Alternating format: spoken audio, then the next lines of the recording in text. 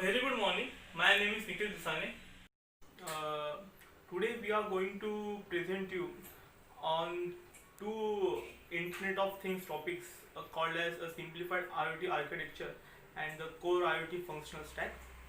The in day-to-day life, the demand of IoT made devices are huge and huge in numbers, and we are look in everywhere that the most of the things which are there are made from the IoT devices, and these kind of things are make sure to reduce the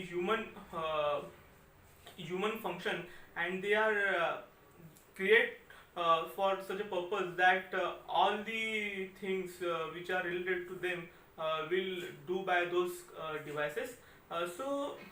In this the chapter from the fundamental of IoT, we are chose these two topics for our presentations. The first topic is a simplified IoT architecture, and the second topic is the core IoT function stack. We present an IoT framework that highlights the fundamental building blocks that are essential for the building of such a IoT network. So let's look at it.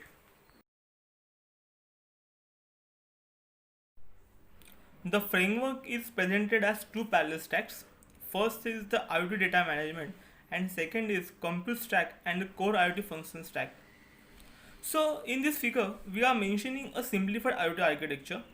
So the figure is there on the screen. The simplified IoT architecture we are looking at, they are core IoT function stack and IoT data management and compute stack. In core IoT function stack, there are applications, communication network, things, sensors and actuators. And in IoT data management, there are cloud, fog and edge. So when we look at this diagram, in this diagram we are functioning them into two parts, such that these kind of things are going to help to create such a model. The things which are located at the left are IoT model for each devices. So the core IoT function stack is essential for making those models. Uh, and later on, these architectures can be expanded on. So the next point is the network communications layers of the IoT stack itself involves a significant amount of detail and incorporates a vast array of technologies.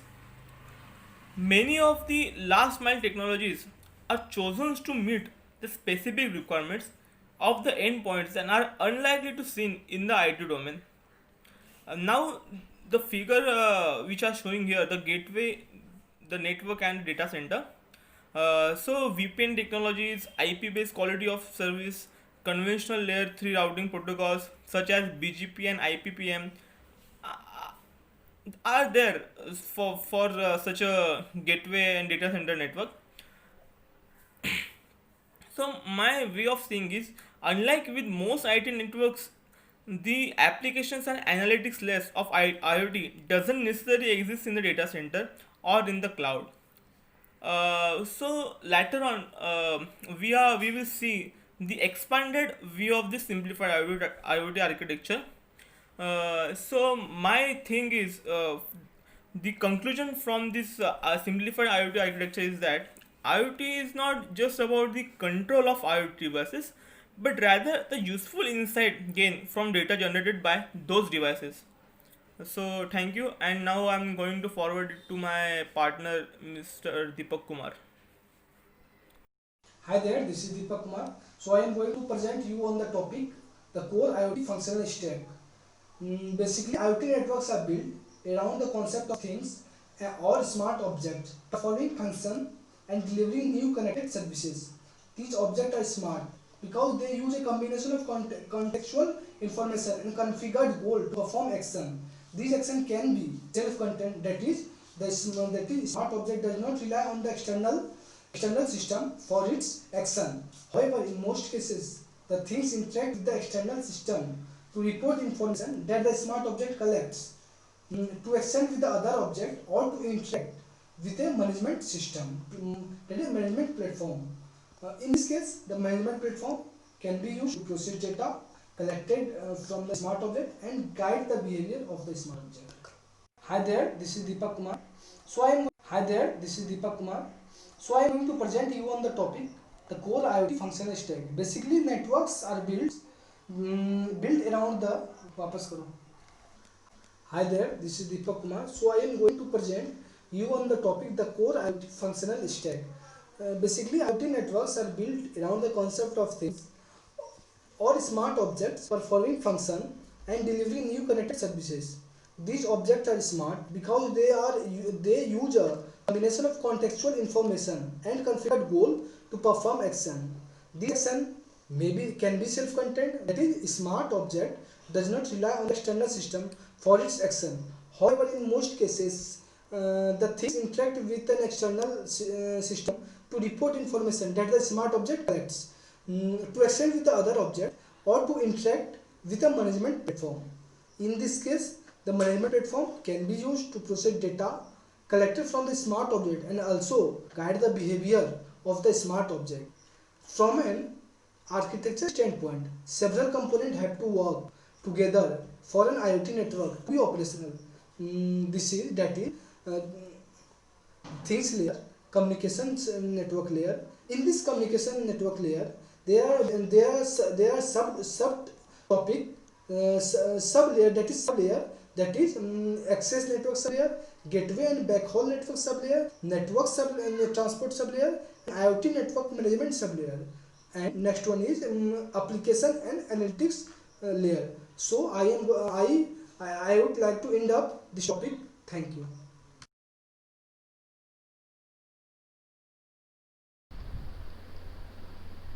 Hi there, this is Ashutosh. So I am going to present you on the topic the IoT objects which are present at the sensors and actuator layers. So basically these objects have been classified into 6 types. These are the battery powered or power connected sources, the mobile or the static ones, the objects which have low or high reporting frequencies. Then there are the simple or rich data, then the report range ones, and the objects which have object density which depend on the feature object density per se. So now considering the very first object, which is the battery powered or the power connected. So it is basically it's basically depend on whether the energy is being supplied or it is being received from the external sources. Its advantages is that it is more mobile and has a limited lifetime, and it consumes a limited amount of energy. Then there is the mobile or static, which depends on whether how much the same thing, the, the IoT objects is mobile from the same location. So it depends on the frequency of the movement, and it is the range of the mobility which drives the possible power sources. Then coming to the low or high reporting frequencies, it is based on how often the object is reporting the required parameters. It is the only one which decides that when they have to report the values. Now coming to the last 3 ones, okay, so let me tell you the advantages of this low or high reporting frequencies. It includes that they have higher frequencies and it consumes higher energy.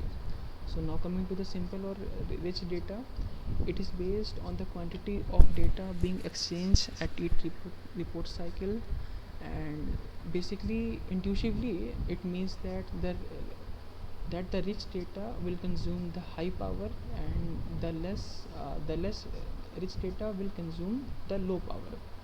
Okay, so coming to the report range, it is based on how much that the object is located from the gateway. So like considering an example, it is moisture sensor which senses what's the moisture of the environment. So it basically tells what's the range of the moisture level.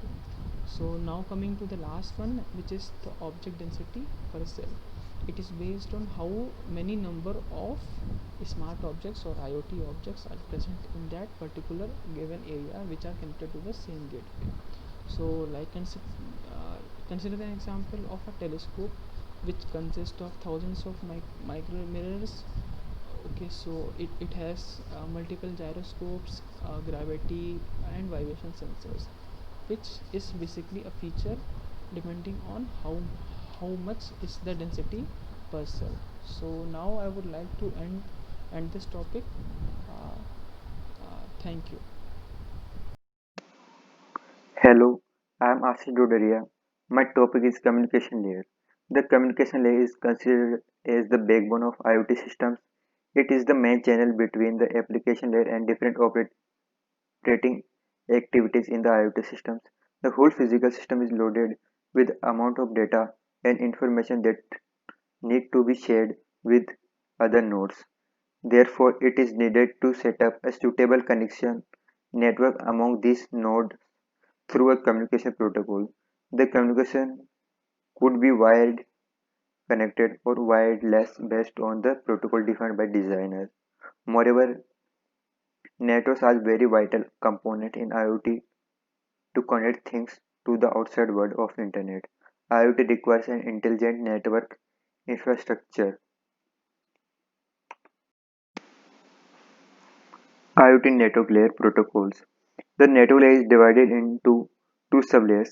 Routing layer, which handle transfer of the packets from source to destination, and and an encapsulation layer that form the packets.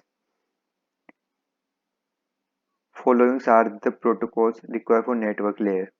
RPL protocol. RPL stands for Routing Protocol for Lower Power and Loosey Network. It is distance vector protocol that supports a variety of data link protocol. RPL builds a destination oriented directed acyclic graph which has only one route for each leaf node to the root. Next is CORPL protocol. CORPL protocol is the extension of RPL protocol, which is termed as a cognitive RPL. This network protocol is designed for cognitive network and uses DODAG topology. CORPL protocol makes two new modifications in RPL protocol. It uses op- opportunistic forwarding to forward a packet between the nodes. Next is CRP protocol.